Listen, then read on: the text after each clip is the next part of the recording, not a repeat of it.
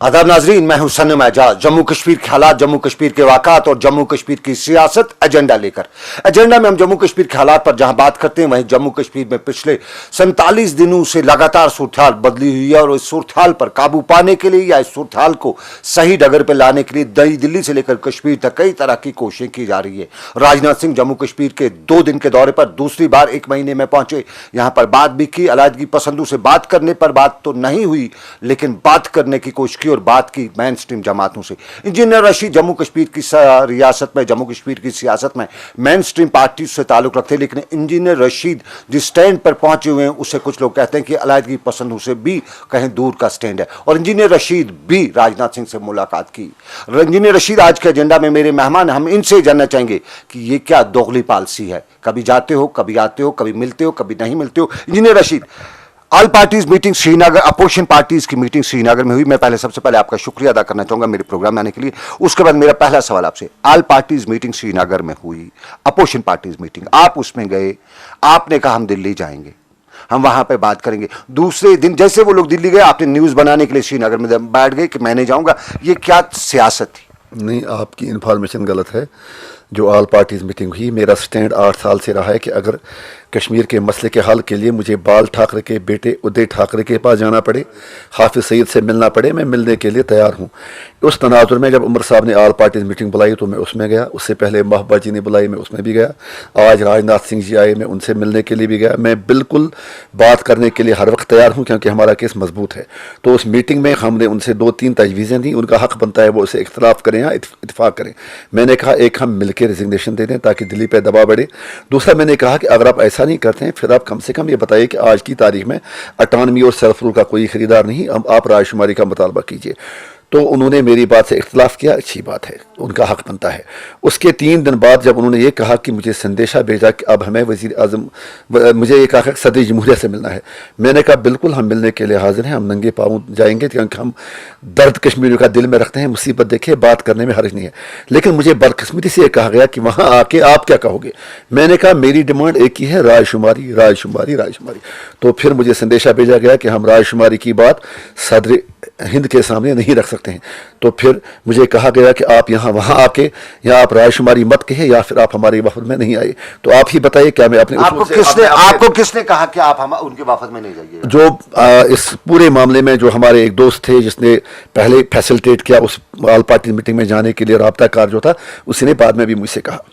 आपने ये बात कंफर्म की नेशनल कॉन्फ्रेंस के उमर अब्दुल्ला से, कांग्रेस के लीडर, उनसे बात की कि भाई मुझे ये बताया जा रहा है? नहीं, आप कमाल की बात करते हैं। फिर तो वही मुझसे कॉल करते कि आप हमारे साथ वफद में आ जाइए। उन्होंने तो कोई कॉल ही नहीं किया। इंजीनियर रशीद, आप अब रायशुमारी के स्टैंड पे हैं, हिंदुस्तान के आईन पे आप कसम खा चुके हैं, उनका हलफ लेके आप असम्बली में हैं, अब रायशुमारी की बात कर रहे हैं। ये कहाँ पे जस्टिफाई होती है?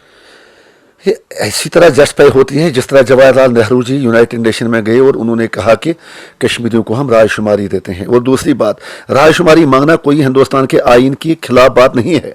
दफ़ा 370 जो चीज़ कश्मीर और दिल्ली को आपस में जोड़ती है वो एक आर्जी दफ़ा है। आर्जी इसलिए रखा गया है ताकि कल जब तनाज़ा हल हो या उसको फिर ख़त्म किया जाएगा, परमानेंट बनाया जाएगा। तो मैंने कौन सी बात गलत की? जब दफ़ा 370 ही आर्जी है, इल्हाक ही आर्जी है, तो मैं कौन सी गलत बात करता हूँ? आर्जी ना होता तो फिर राजनाथ, तो फिर जवाहरलाल नेहरू जी अक़वाम मुत्तहिदा में रायशुमारी की बात ना करते। आर्जी ना होता तो फिर तनाज़ा ना होता।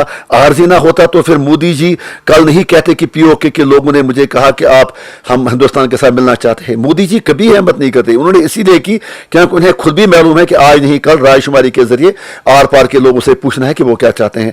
ये कोई तनाज़ा नहीं होता, रायशुमारी का मसला नहीं होता।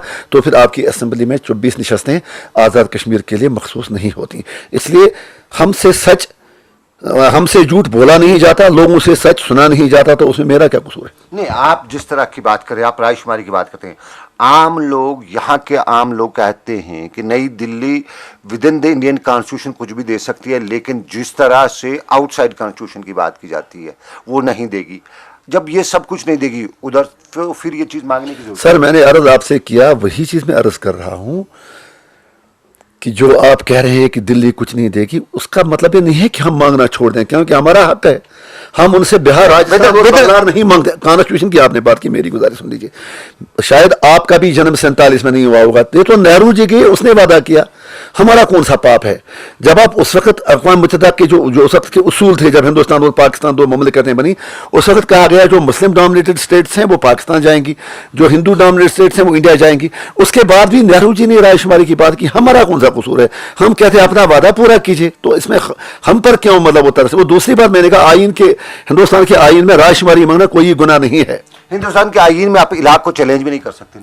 علاق جب ہوا ہی نہیں ہے، وہ تو عارضی ہے، وہ تو عارضی ہے نا. جب دفعہ 370 عارضی ہے، جب الحاق عارضی ہے، پھر تو پرابلم ہی نہیں ہوتی. جب شملہ معاہدہ ہے، جب تاشکند معاہدہ ہے، جب آپ 5 ملٹنٹ کمانڈروں سے جنہوں نے بندوق اٹھائے تھے، جہاں ابھی میں راجناتھ سنگھ سے ملا آپ سے بات کرنے سے پہلے، وہاں جب وہی ملٹنٹ کمانڈر ملے انہوں نے بھی رائے شماری کی بات کی.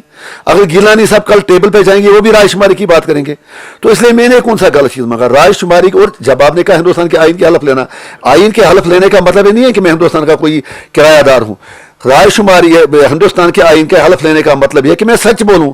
آئین میں کہیں نہیں لکھا ہے ہندوستان کے کہ میں جھوٹ بولوں، میں ہندوستان کی جھوٹی تعریفیں کروں، میں یہ کہوں کہ پدرم سلطان بود. وہاں سچی بات کہنی ہے. اور وہاں یہ کہیں نہیں لکھا گیا ہے کہ میں مطلب جو ہمارا اپنا جموں کشمیر کا آئین ہے، ایز ایم ایل اے میں نے جموں کشمیر کے آئین کا حلف لیا ہے. اور بیمانی دلی نے کی ہے، جو اٹانومی تھی، جو انسٹرومنٹ آف ایکسیجن تھا، وہ انہوں نے چھین لیا ہے. اس لیے رائے شماری سب سے بہترین طریقہ. اگر آپ کو یاد ہوگا جتیندر سنگھ جی نے، جو وزیر ہیں نریندر مودی جی کے آفس میں، انہوں نے کہا ترنگا یاترا پہ جموں میں آپ انصاف کیجیے. انہوں نے یہ کہا کہ ہمارا خواب تب پورا ہوگا جب ہم مظفر آباد اور میر پور میں ترنگا لہرائیں گے. تو میں آپ سے سوال کرتا ہوں، وہ کیسے لہرائیں گے میر پور میں اور مظفر میں جھنڈا؟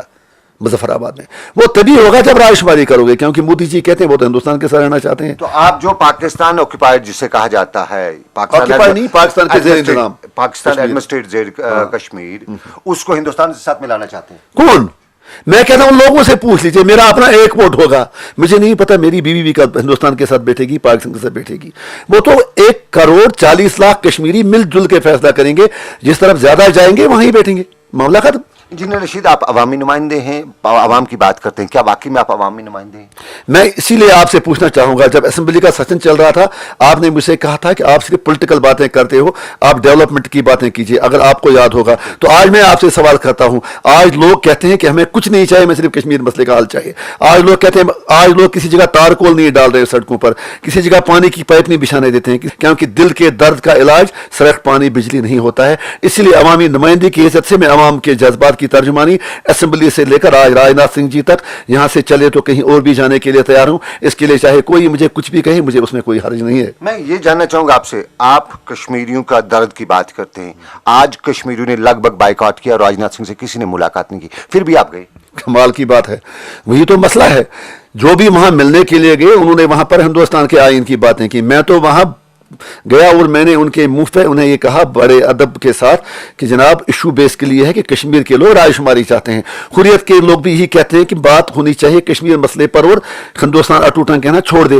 کیونکہ اگر مجھے کہیں موقع ملا کسی ایسے ایوان میں جہاں پر میں بات نہیں کر سکتا ہوں، شراب کھانے میں زیادہ ضرورت ہوتی ہے آواز پڑھنے کی کہ شراب نہ پیا جائے. اگر آپ مسجد میں کہیں گے تو وہاں ویسے بھی شرابی زیادہ ہوتے نہیں ہیں.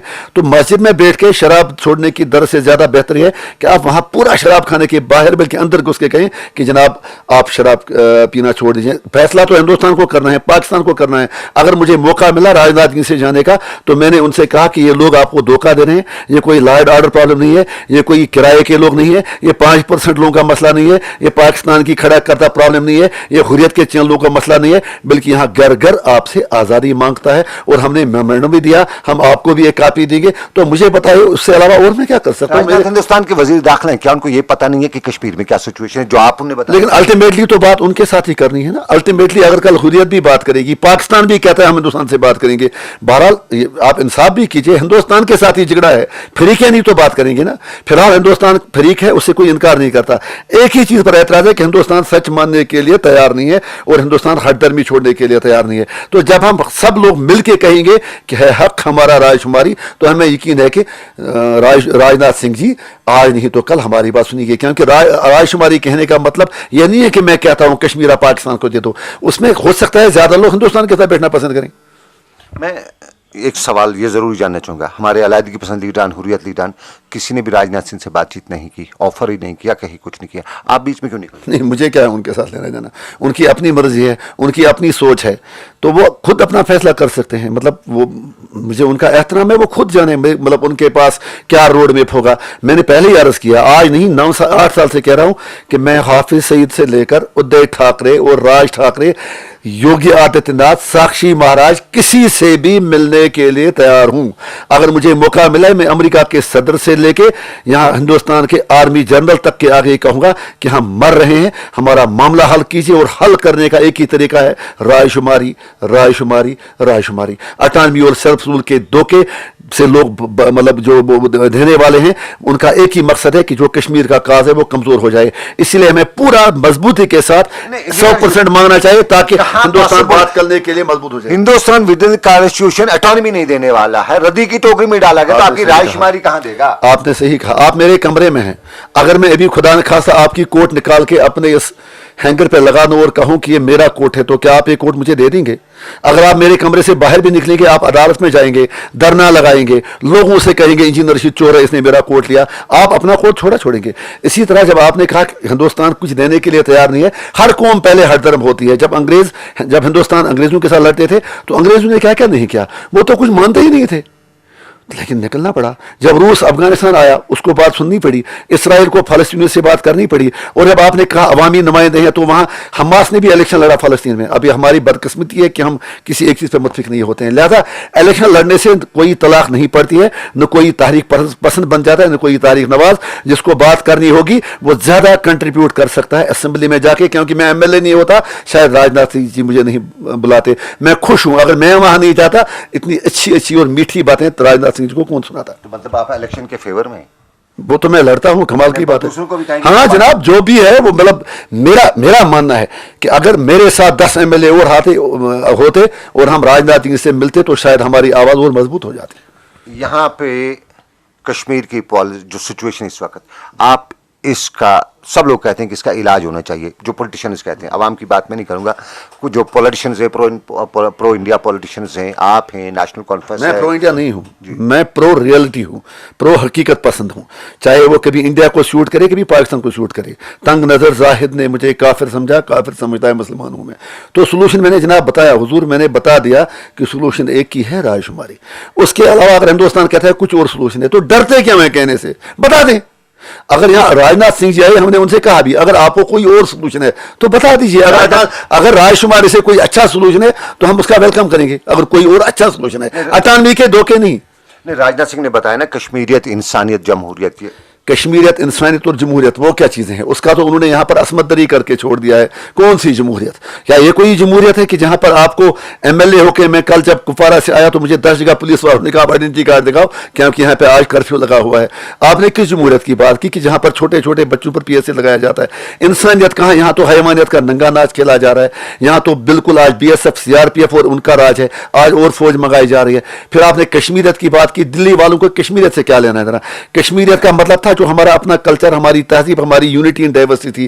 آج تو یہاں کی جو ہماری فوج آئی ہے وہ تو کسی جگہ لکھتے ہیں ترک مطلب سادنا گلی, کسی جگہ کوئی اور گیٹ. یہاں انہوں نے کلچرل ایگریشن کر کے ہماری جگہوں کے نام تک تبدیل کر دیا, تو کشمیریت ہی کہاں؟ اور آپ کرن سنگھ جی اور یہ کہتے ہیں اس میں اب جمہوریت اور لداخیت بھی ملاؤ. یہ کشمیر کو ایک مطلب اس کا جو مین ایشو اس کو ڈائلوٹ کر کے حقیقت سے بھاگنا چاہتے ہیں, لیکن دلی کے بھی حقیقت سے بھاگ نہیں سکتی. پھر آپ نے رائے شماری کی بات کی, میں سر آپ سے ایک عرض کروں گا, اسکاٹ لینڈ میں رائے شماری نہیں ہوئی, ایسٹ تیمور میں رائے شماری کیا نہیں ہوئی؟ ریفرنڈم ہر جگہ ہوتے ہیں. ریفرنڈم کرنے میں فرق کیا ہے؟ پہلے دلی کہتی 5% لوگ, سرکار کہتی ہے 5% لوگ ہیں, 5% کے لیے ریفرنڈم کیوں کرایا جائے؟ میں وہی کہتا ہوں, پھر تو وہ 5% والے ان کو پھر جیل بھی تھی اگر 5% وہ آزادی مانگیں گے. وہ تو ہار کے ایک ہی بار معاملہ ختم ہو جائے گا. جب ریفرنڈم میں صرف 5% لوگ کہیں گے ہمیں آزادی چاہیے, پھر تو ہندوستان کا وقار دنیا میں بڑھ جائے گا کہ دیکھیے مفت میں پاکستان کھڑا کر رہا تھا, وہاں پر معاملے انجینئر رشید کر رہا تھا, گیلانی صاحب کر رہا تھا, یاسین صاحب کر رہا تھا, میر بھائی صاحب کر رہا تھا. وہ تو پھر ہندوستان کو موقع ہے, لیکن ہندوستان کو پتہ ہے کہ جو وہ کہتا ہے صحیح وہ نہیں ہے, بلکہ 99.99% رائے شماری چاہتے ہیں. یہ کچھ یہ ٹھیلے بٹے چیلے منتری, باقی لوگ جن کو لال بتیاں چاہیں, تنخواہیں چاہیں, باقی چیزیں چاہیں, جن کو دلی کی آشیرواد چاہیے, وہ کہتے ہیں کہ سٹون پیلٹرز 2% 3%. 5%, ऐसा बिल्कुल नहीं है. 5% ही है ना, गवर्नमेंट कहती है 5% है. अगर ये 5% है तो 5% सर मैं वही अर्ज कर रहा हूं, आज ऐसा कोई गांव नहीं है कि जहां लोग सड़कों पे नहीं निकलते हैं. आपने खुद भी कवर किया, आपकी चैनलों की काफ़ी क्रेडिबिलिटी है, दुनिया देखती है, कम से कम आप दिखाते हैं शाम को, वहां तो आपकी स्क्रीन छोटी पड़ जाती है. बुरहान के जनाजे में 3 लाख आ गए, आप वही बताए वो भी तो 3% हो गए सिर्फ एक ही इलाके से. ऐसा बिल्कुल नहीं है. मैं भी आपको एक वीडियो दे सकता हूं मेरी कॉन्फ्रेंस से, मैं भी उसमें था, वहां तो 20,000 लोग थे और मैं भी उनमें था, जहां सब ने मिलकर बोला है हक हमारा रायशुमारी. अल्टीमेटम क्या है, आप फाइनल पे क्या चाहते हैं? फाइनल पे मैं यही चाहता हूं, रायशुमारी रायशुमारी रायशुमारी. उससे अलावा भी कुछ ऑप्शन निकल सकते हैं? वो तो हिंदुस्तान बता दे, हम क्यों बता दें. मैं तो आपसे कहता हूं, मेरा 1 रुपया आपके पास है, आपने मुझे इसका सूद भी लिया, इस मेरे 1 रुपये से आपने कहीं और बिजनेस भी किया, इससे आपको फायदा मिला, अब आप मुझे 1 रुपया अपना वापस ही नहीं दें, ओरिजिनल पैसा. आप ही बताओ क्या दे सकते हो, हम क्या कह सकते हैं. हम तो लेने वाले हैं, देने वाले तो आप हो. मैं आपसे ये जरूर एक और सवाल जानना चाहूंगा. राजनाथ सिंह आज श्रीनगर आए थे, श्रीनगर में प्रेस कॉन्फ्रेंस, उन्होंने इस कॉन्फ्रेंस के दौरान जम्मू कश्मीर के लोगों से अपील की कि वो शांति बनाए रखें.